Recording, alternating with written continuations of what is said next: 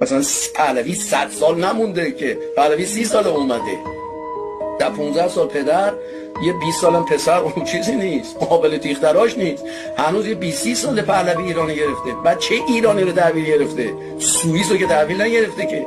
یه تپه خاک، یک ملت ژنده پوش گرسنه فقیر پابرهنه‌ای که سالی یه بار میرفتن تو خزینه که خودشون چیش میکردن توش، همه سوزاک و سفلیس و هزار یه بیماری و پوستی و تراخوم و کچلی و گرسنگی و فقر و نون جو دارن میخورن. تو حالا آوردی ملت گشتو هواپیما 747 از تهران آوردیشون نیویورک. خانوما بلند شدن میرفتن لندن، موهاشون درست میکردن، شب میومدن میرفتن توی ساختمان پلاسکو، اونجا اون بالا ساختمان آلمی اون بالا میرفتن چیز عروسی دختر پسرشون بود. خب این فقط ظاهرش درست شده، بالاخونه که درست نشده، ولی این فرهنگ سوار بنز شدن نداره. چون این تا چند سال پیش سوار الاغ داشت میشد، با درشکه خونش میرفت تو حجره.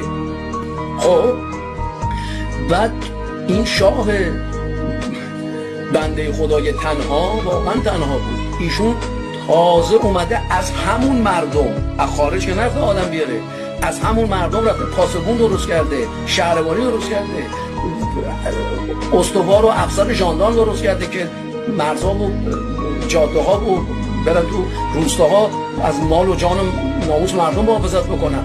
خب مثلا نیروی زمینی شاهنشاهی ایران، نیرو هوایی شاهنشاهی ایران، نیرو دریایی شاهنشاهی ایران که مثلا اینا افسرها و درجه‌دار و سربازای کجا بودن؟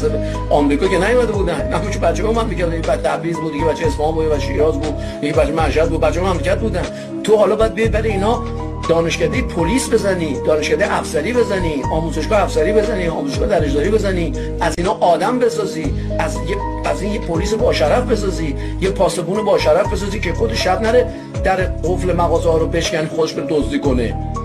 تو باید از این ملت قاضی بسازی، وکیل بسازی، پرستار با شرف انسان دوست بسازی، پزشک بشر دوست بسازی، مهندس بسازی که پل هوایی واسط میزنه، ساختمون واسط میزنه، 6 روز بعد قرش خمسور نشه. تو باید از این استاد دانشگاه بسازی، تو باید از این هنرمند شریف بسازی، تو باید اینا رو از این جک و جونورا باید یه مش ملت با شخصیت با کلاسی بسازی که یواش یواش بری به سمت تمدن بزرگ.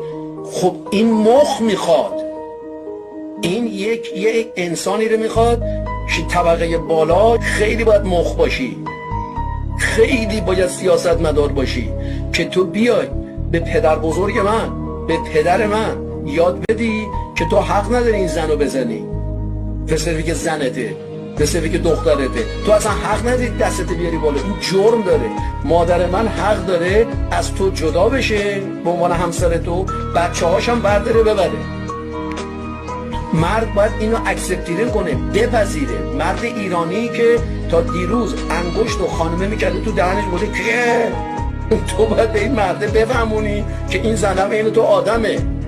بعد واسه بچه های کودکستان ماشین بذاری که صبح بیان مثل آمریکایی ها بید بید شهلا جان، مثلا ساسان جان، بچه ها برن دختر و پسر با شورتکای کوتاه با این جورابای قشنگ این اروپایی ها بشینن تو این چیزه می نبوسه. بعد راننده چقدر باید شریف باشه اینا تجاوز نکنه.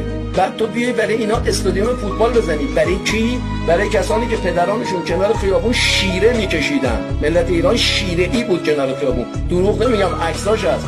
بعد تو بری از این علی پروین بسازی، پرویز قریشخانی بسازی، از این بری مثلا تختی بسازی، کشتیگیر بسازی.